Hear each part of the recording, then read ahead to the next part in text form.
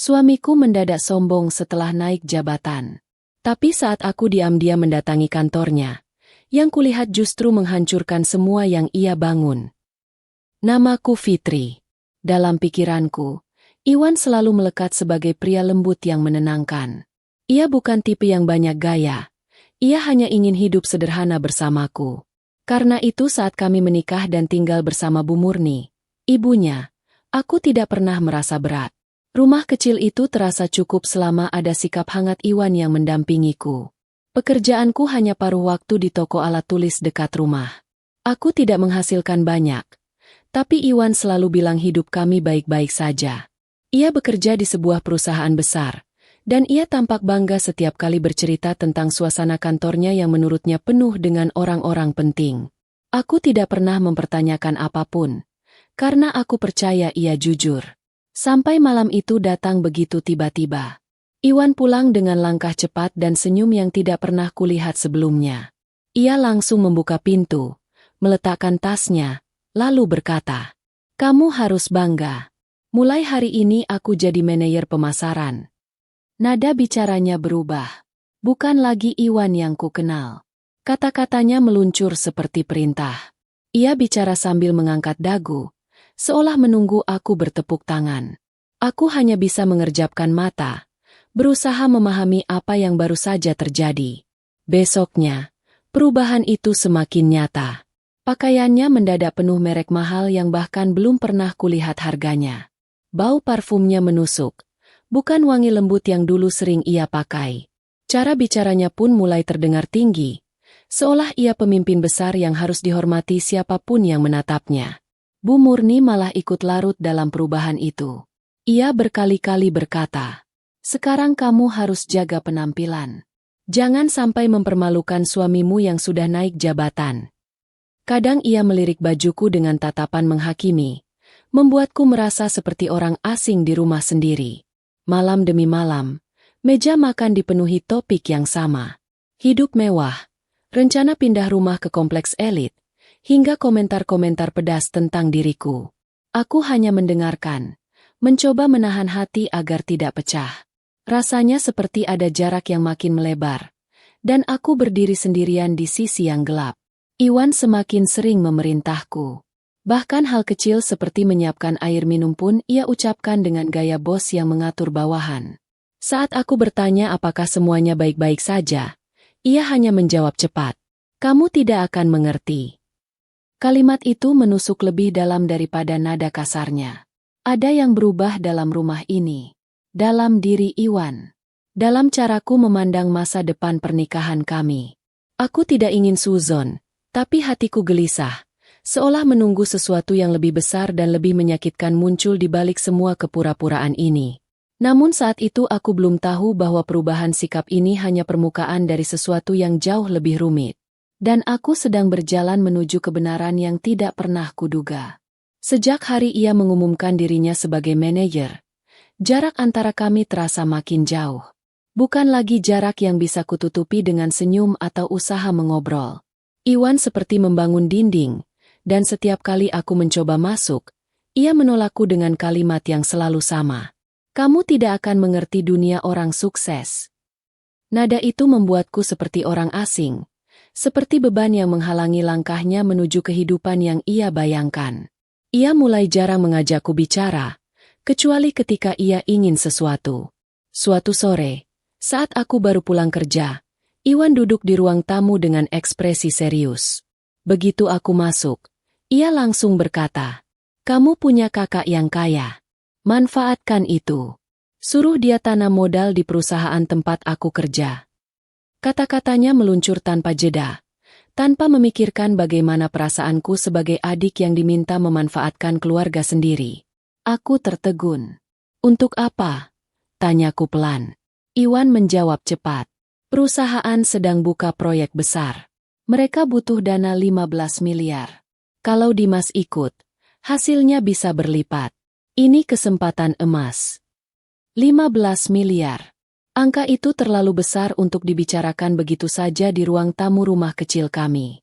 Selama ini Iwan tidak pernah menyebut adanya proyek sebesar itu. Bahkan saat masih bersikap biasa dulu, Ia tidak pernah membawa pulang cerita tentang urusan penting di kantor. Sekarang tiba-tiba ia begitu percaya diri membicarakan dana luar biasa besar, tetapi tanpa penjelasan detail. Aku memperhatikannya diam-diam.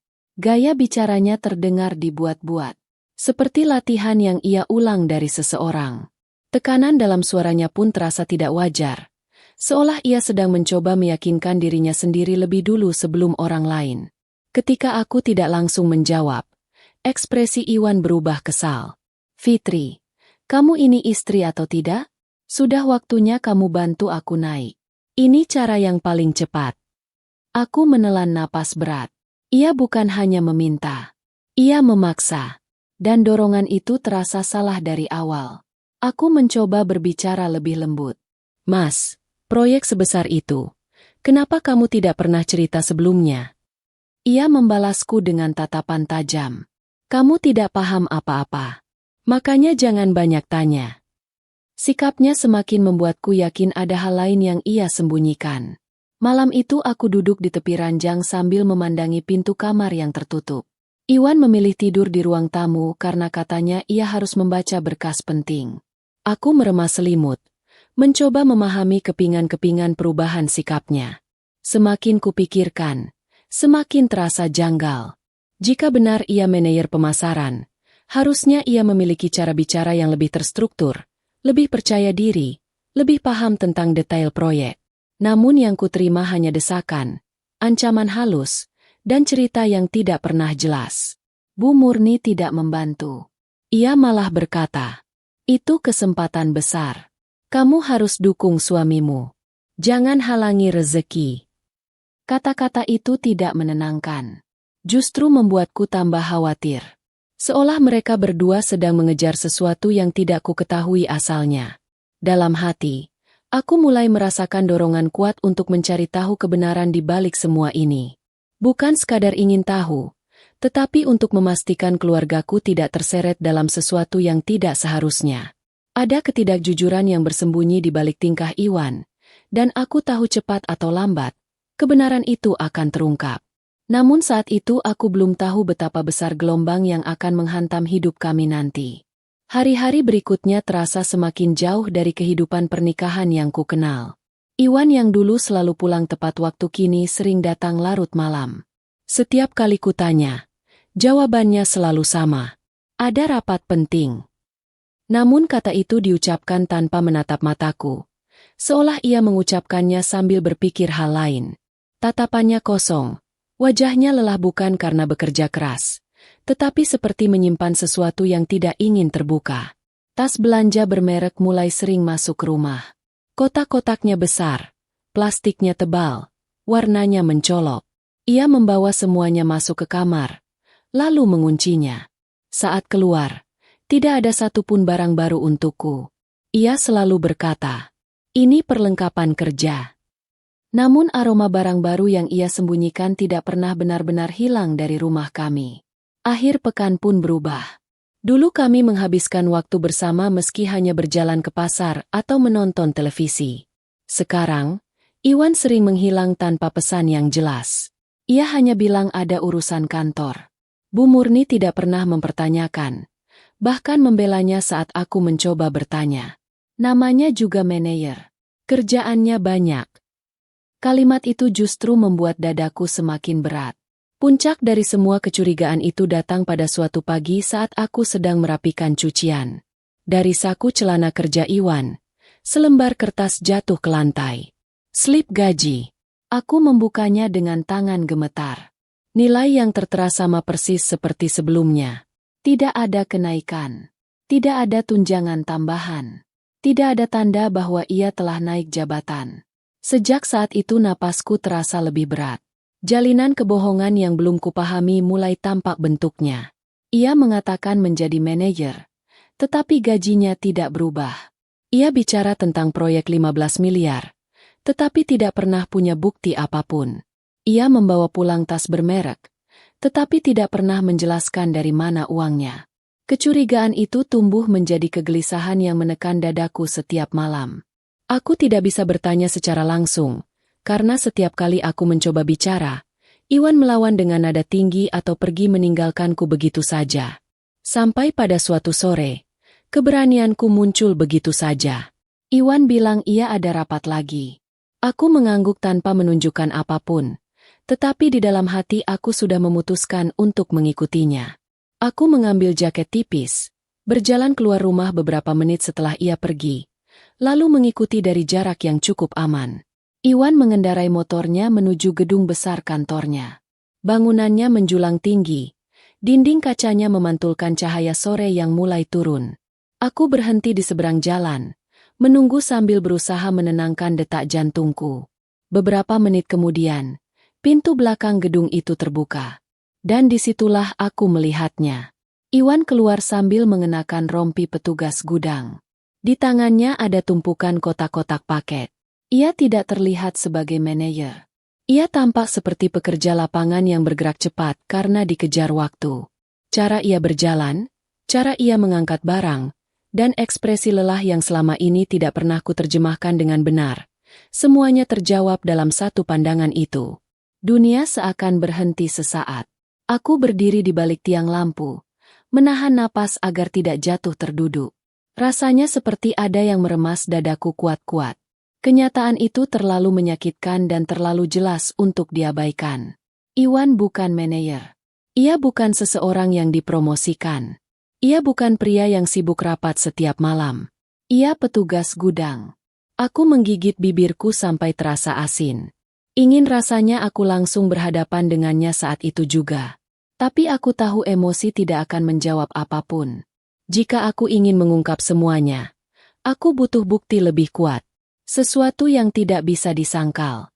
Dan malam itu aku berjanji pada diriku sendiri. Aku akan mencari tahu semuanya. Sampai ke akar. Sejak malam aku melihat Iwan memakai rompi petugas gudang. Pikiranku tidak pernah benar-benar tenang. Namun aku menahan diri. Jika aku bertindak gegabah, Iwan pasti mencari alasan baru. Ia sudah pandai memutar cerita. Karena itu kupilih satu cara yang paling tidak ia duga. Aku berpura-pura percaya. Saat ia pulang dan kembali membahas proyek besar 15 miliar itu, aku menatapnya seolah semuanya masuk akal. Lalu aku berkata, "Kak Dimas bilang ada ketertarikan." Katanya ia mau dengar penjelasan langsung. Mata Iwan berbinar dengan cara yang membuatku semakin yakin ia terjebak dalam ambisinya sendiri. Ia bahkan langsung mengambil ponselnya untuk mengatur jadwal. Suaranya lembut, tetapi aku bisa mendengar getaran bangga yang ia coba sembunyikan. Kita harus buat pertemuan yang profesional. Biar dia percaya. Beberapa hari kemudian, ia mengajak aku dan Bu Murni ke sebuah bangunan ruko yang disewa harian. Aku mengenali bau cat baru yang menyengat. Tanda bahwa tempat itu baru saja direnovasi agar tampak seperti kantor sungguhan. Di dalamnya ada dua pria muda yang aku lihat pernah mengantar Iwan ke rumah. Rupanya mereka adalah Tony dan Gilang, teman-teman yang ia pinta berperan sebagai staf. Mereka tampak gugup. Bahkan cara mereka duduk tidak meyakinkan. Tetapi Iwan berjalan dengan sikap percaya diri yang berlebihan, seolah benar-benar pemimpin perusahaan. Tak lama, Kak Dimas tiba bersama seorang notaris dan dua pengacara. Suasana kantor palsu itu langsung berubah tegang. Aku bisa melihat senyum Iwan menegang, tetapi ia tetap berusaha tampil meyakinkan. "Terima kasih sudah datang. Saya akan jelaskan proyek besar ini," katanya sambil membuka map yang isinya hanya beberapa lembar kertas print biasa. Ketika ia mulai berbicara tentang rencana investasi, aku merasa detak jantungku semakin cepat. Inilah saatnya. Aku tidak bisa membiarkan kebohongan ini berkembang lebih jauh.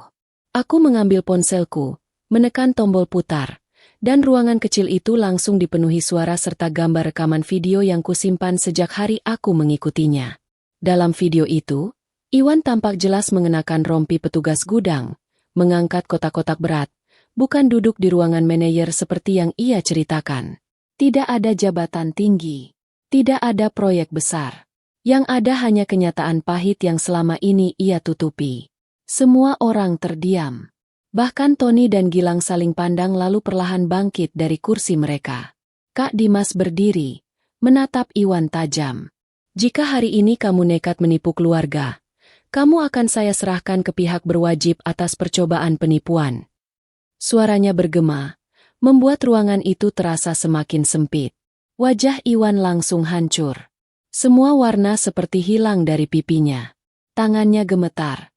Bibirnya terbuka tapi tidak ada kata yang keluar. Tony dan Gilang memanfaatkan momen itu untuk kabur. Berlari keluar tanpa menoleh. Bu Murni hanya mampu duduk terpaku sambil menutup mulutnya. Tangannya menggigil. Tidak mampu memahami apa yang sedang terjadi. Aku melihat segalanya dengan hati yang berat. Saat itu, kesombongan Iwan runtuh begitu cepat. Seperti bangunan rapuh yang tersapu angin kencang. Dan aku tahu, setelah hari ini, tidak ada lagi yang bisa kembali seperti dulu. Setelah kebenaran terungkap, suasana di ruangan itu berubah seperti udara yang turun drastis sebelum hujan besar. Iwan menatap lantai, bahunya merosot, bukan lagi sosok yang membanggakan jabatan palsu. Ketika semua orang pergi meninggalkan ruko itu, ia mendekat padaku dengan langkah yang pelan. Suaranya serak saat berkata, "Fitri, aku hilaf. Aku cuma ingin dihargai. Aku cuma ingin kamu bangga." Ada bagian dari diriku yang masih mengingat Iwan yang dulu. Pria sederhana yang tidak banyak menuntut. Namun bayangan itu sudah terkubur oleh kebohongan yang ia pupuk sendiri. Ia mencoba menggenggam tanganku, tetapi aku menariknya perlahan. "Mas, aku sudah capek. Kebohonganmu bukan hanya soal jabatan. Kamu hampir menyeret keluargaku dalam masalah besar." Iwan menggeleng berulang kali seperti ingin menghapus kenyataan. Keadaan memaksaku. Aku tidak punya pilihan. Aku menatapnya tanpa menenangkan diri lagi. "Kamu selalu punya pilihan untuk jujur." Setelah pertemuan itu, kami memutuskan bicara di rumah tanpa melibatkan siapapun. Tidak ada teriakan. Tidak ada saling menyalahkan. Justru keheninganlah yang membuat semuanya terasa jelas. Aku tidak ingin terus hidup bersama seseorang yang membangun martabatnya di atas kepura-puraan.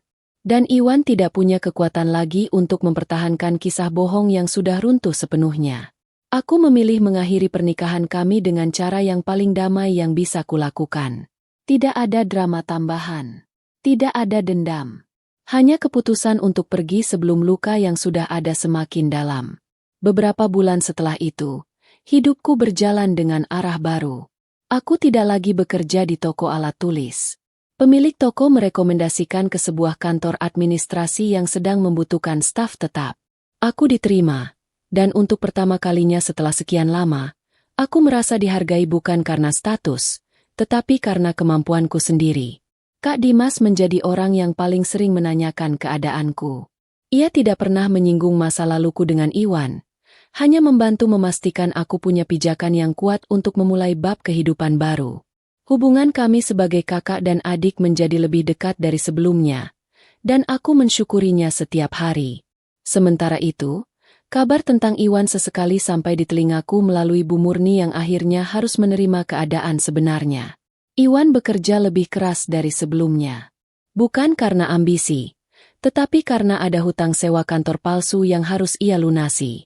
Ia kembali bekerja sebagai petugas gudang, kali ini tanpa cerita palsu yang menutupi kenyataan. Mungkin di sana, ia belajar tentang arti kerendahan hati yang tak pernah ia pelajari saat mencoba tampil sebagai seseorang yang bukan dirinya. Aku tidak lagi menyimpan marah. Hanya rasa lega karena akhirnya bisa melangkah tanpa bayangan kebohongan yang menghantuiku. Dari kisah ini kita belajar. Kesuksesan bukan diukur dari jabatan palsu atau barang mahal. Jujur dan kerja keras lebih berharga dibanding pura-pura kaya. Saat merendahkan pasangan demi gengsi, saat itu juga kehancuran dimulai.